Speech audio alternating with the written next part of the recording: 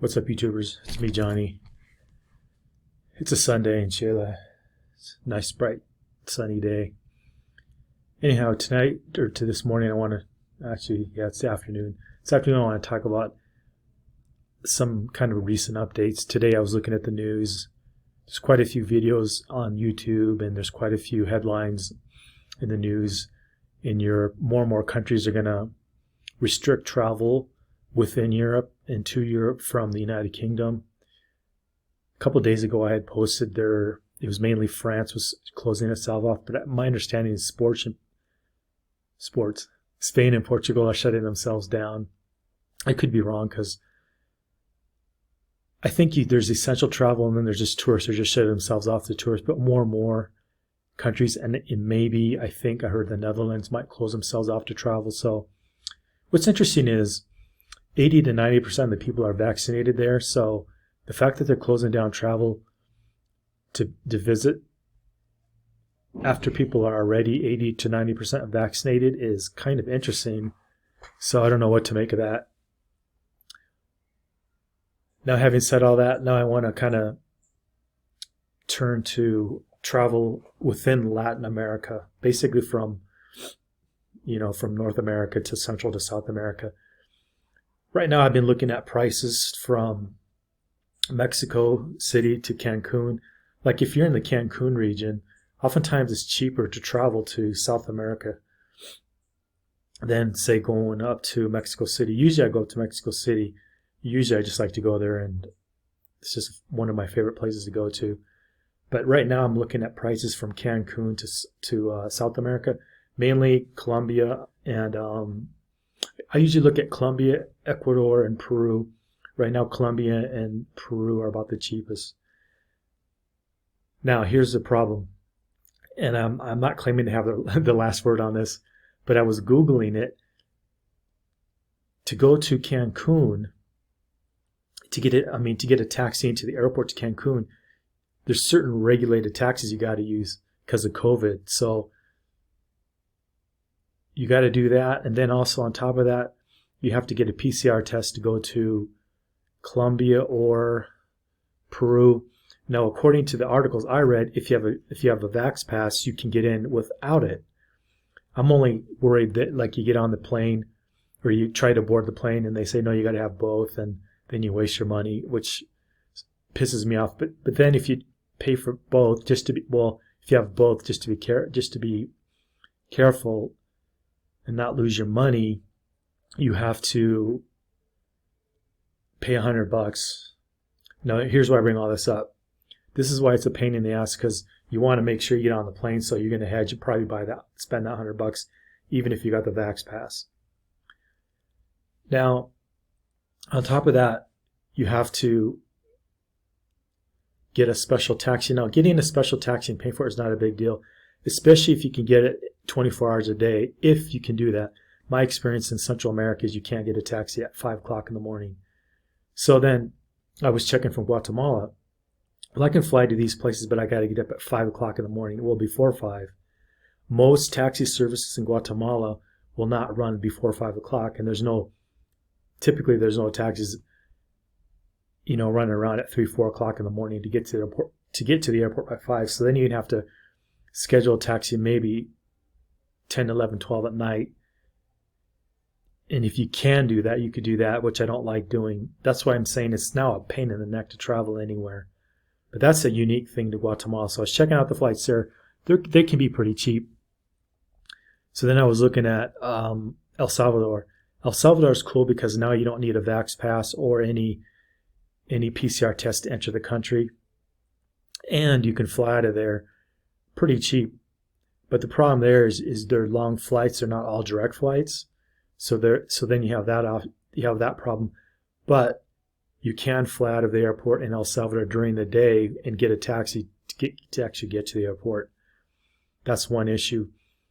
I've known people that had early flights, they couldn't get a taxi, they missed their plane. Now, I'm aware of that because Guatemala is quite a bit different than Mexico, but usually in Mexico you can order a taxi and they'll come. Oftentimes hotels will order you taxis and then they never come. That's why I mentioned all that. You need to be in quite a more expensive hotel And even then, it's not guaranteed that the tax day will come. That's why I like to get flights that leave more during the day in the afternoon or early in the morning where you just go there late at night and wait in the airport. Well, El Salvador it's looking more and more like I can fly to there for under $300 to get to Colombia or Peru. Now, the problem with Colombia and Peru is they both say you only have to have the vax passport. Or if you don't have that, you can fly just with a PCR test. Now, it's only a PCR test, which is $100, which I guess if you really want to get there that badly. But, you know, when you're looking at like a $250 ticket and then $100 for the vax test or for the PCR test, that's like a significant amount. Then on top of that, depending on what country you're going to, you got to get special taxes. I don't think that's the case in Peru. I don't think it's the case in Colombia. Anyways, I'm just pointing out with all this COVID and vaccine stuff, it's going to be very difficult to travel. And now Europe is closing itself off to people from the United Kingdom. And they're making noises like they want to just shut all of Europe off for a week or two. They always say a week or two and then it stretches for a month. So who knows what will happen. With all the protesting going on, I don't think that's going to happen, but we'll have to wait and see. But so far, France and I think Spain and Portugal are now, I don't want to say banning, but they're prohibiting airlines from bringing in tourists. That's already the case in Taiwan. I thought I could fly to Cambodia and just get a business visa, but from what I heard, you can get a business visa, but you have to get a work permit in addition to that. So as of right now, it's iffy, but I might be wrong. I just heard today I'm on the email list of Brett Dev, who's a YouTuber in Thailand. He just sent out a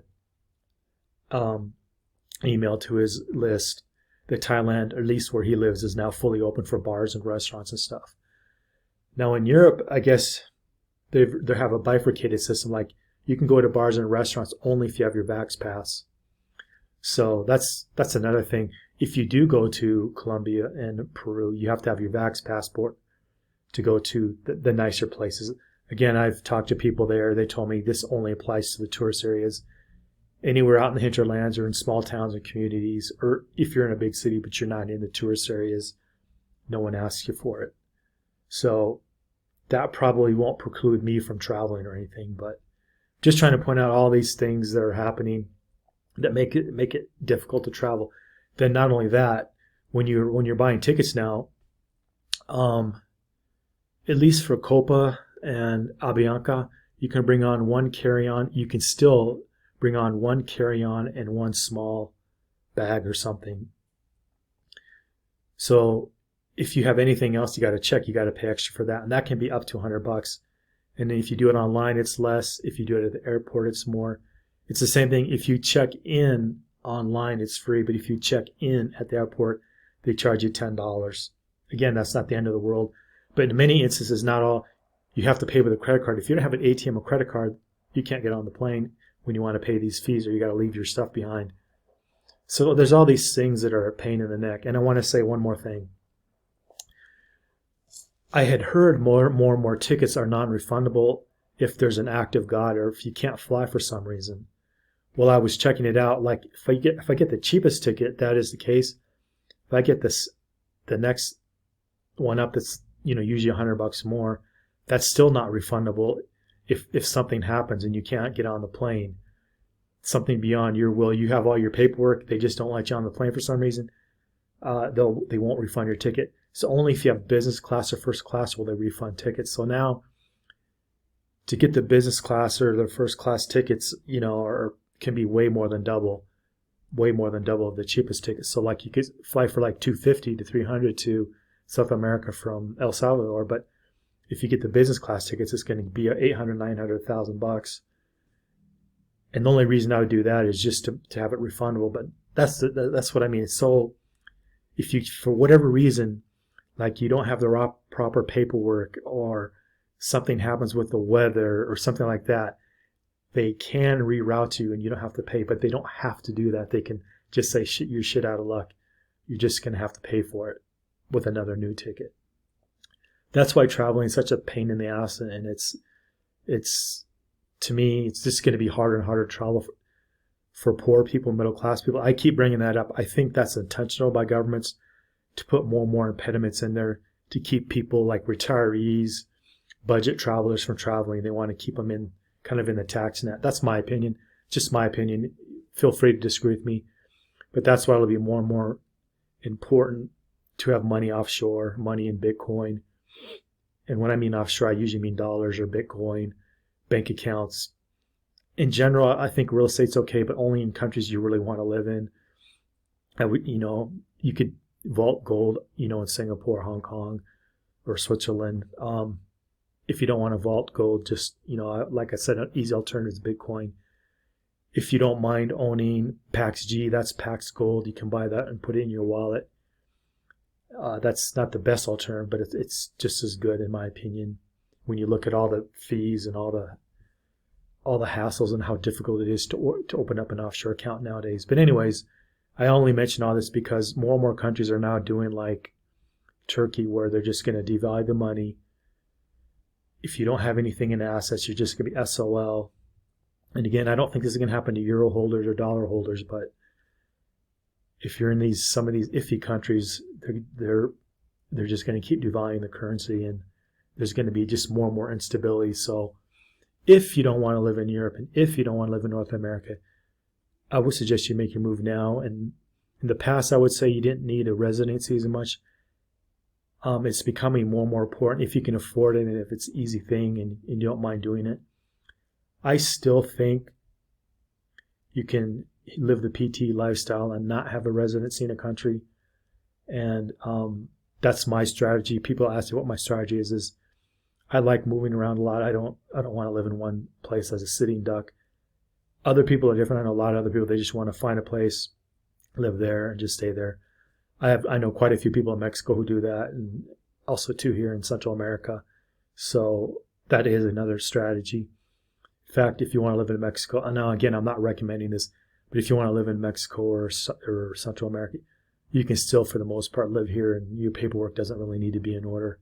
There's a lot of scare stories out there, but depending on what you're doing and how you're doing it, stuff like that won't affect you. But if you are doing political things and you're doing other things related to the drug trade, you will have problems. So I'm just talking about people living a quiet life, running their business. You're not going to have any problems. At least the people I know don't have any problems. I mean, when I lived in the Philippines for 3 years, I put my passport in my safe deposit box because I knew no one was ever going to ask for it, and they never did. I've been in Central America, off and on for years, and with the exception of traveling towards the border, they never asked for your passport or ID. And if they ever did, I would just say it's at the house. And you hear these stories in Mexico where people are being arrested, but the last guy I knew who that happened to, he had a good story, and it has nothing to do with not having an ID. It had to do with a local pressing charges against him. And that was kind of interesting. And that's another thing you're going to see as prices rise and cost of living goes up in Latin America, and as there's more and more gringos flooding in, bidding up the prices for rent, food, restaurants, you're going to see more and more resentment against North Americans and Europeans. So I would keep a low profile. I would be polite and respectful. But a lot of gringos, they don't understand if you rent a car. In his case, he rented a car. Renting a car, doing lots of things the gringo way you're used to in the U.S. will not serve you in Latin America. I don't rent cars for the very reason this happened to this guy who had an issue and he's arrested. He's in jail for a couple of days. This happens in Mexico. It happens in Costa Rica, kind of where a lot of the tourists are. I've never heard of this happening in Guatemala, but again, I don't rent cars. I don't recommend it, but people do. It's just not for me. I really don't know why people do that, but we all have different lifestyles. So for people to do, that's cool. It's just not for me. I take buses wherever I go, and that serves me well. But for other people who want to run around and do a lot of stuff, you got to be careful. If you don't understand what you're signing in a rental contract, if you don't verify and take pictures of everything, then if you argue over all the fees they're going to stick you with, because of COVID now, companies are doing this to get their money, you could end up in jail. Because in Latin America, it's not like here. It's not like North America where you're innocent until proven guilty. It's the opposite. so they can put you in jail for anything almost. That's why, again, I don't argue with people. And I was listening to Scott Mallon, an American in Bangkok. You might want to check out his channel. He made a good video on how Americans in Thailand argue with people and they can go to jail for that. Argue with the police, I mean. Never argue with the police. I wouldn't even do it here, but a lot of Americans want to do that, and then they end up getting arrested. And this is what happened to this one guy. So he started arguing, and they just put him in jail. And he basically said, if I could have just given him 20 or 25 bucks to avoid those 2 days in jail, I would have done it. And that's what I would have done. I wouldn't mention it in the video though, but just pay him a couple, 20 bucks, 25. But it's really, really stupid to argue with the police anywhere that's not a first world country, because you really don't have rights. But a lot of Americans think they do, and they think they're right. They think they're being cool and macho, and then they get arrested, and then they find out the hard way. You don't want to be arrested, whether it's Thailand or Mexico or anyway. Anyway, I'm an American in Bangkok, Scott Mallon. He's a little grumper sometimes, but he's right. It's never a good idea to argue with the police when you're in a country where you don't even know the rules and laws. Not even an acquaintance of mine, he was arrested in Hong Kong. He spent quite a few months in Hong Kong. He was just in a fight. He just said the wrong things when the police arrived, so they just put him in jail in Hong Kong for, I think, 6 months. So when you're in a different country than your own, you have to carry yourself in a more positive light, in a more respectful light, whenever you're dealing with authority figures, whether they're law enforcement or whether they're business people, the people you rent cars from. Because if you don't do that, you can very easily get put in jail. Because especially in Latin America, you're guilty until proven innocent, and they can put you in jail until that happens for months or years if they want to. Now, apparently Mexico changed that rule, but as other people have pointed out, there's many states who apparently don't know that's changed, or they're still putting people in jail. Anyways, I just want to point that out. Even when they change the law, people don't even know what the laws are. That's why I tell people you can get away with so much, because people down here don't even know what the laws are, because they're never hardly ever enforced. Anyways, I just want to point this out, that it's getting more and more difficult to travel. If you do want to retire, or if you do want a lifestyle overseas, I would suggest you get on it if you want a residency. If you do not want it, I would suggest you get your passport, get some capital into offshore, or if not offshore, into BTC, Bitcoin, and learn that. And get your skills up so you can work online, so you don't have to live. So if you don't want to tolerate what's going on in North America or Europe, you can just live in Latin America or Asia. And it sounds like from Brett Dev, it sounds like Thailand is going to open up, and I think Cambodia is, but I keep hearing conflicting stories. I prefer not reading what's going on in the news, but actually people I know applying for visas to see what's actually happening. So until I know some people that are getting visas, most of Asia's off the books for me. I want to visit Taiwan. As of 2 or 3 days ago, they're not letting any tourists in. I'm not sure what's going on in Japan, but I don't want to get stuck in a country where the cost of living is kind of high, where I can't leave or whatever. But in Taiwan, things can be affordable if you kind of know some of the loopholes and workarounds. And it can be an easy place to earn a hard currency and then convert it into dollars or BTC. Or you could just buy gold, and then you can just fly on to your next adventure. Anyways, one day I'll make a video about stuff like that. Anyways, it's Sunday here in Shayla. Have a great day wherever you are on the weekend. Like, share, subscribe, and leave a comment. Thanks.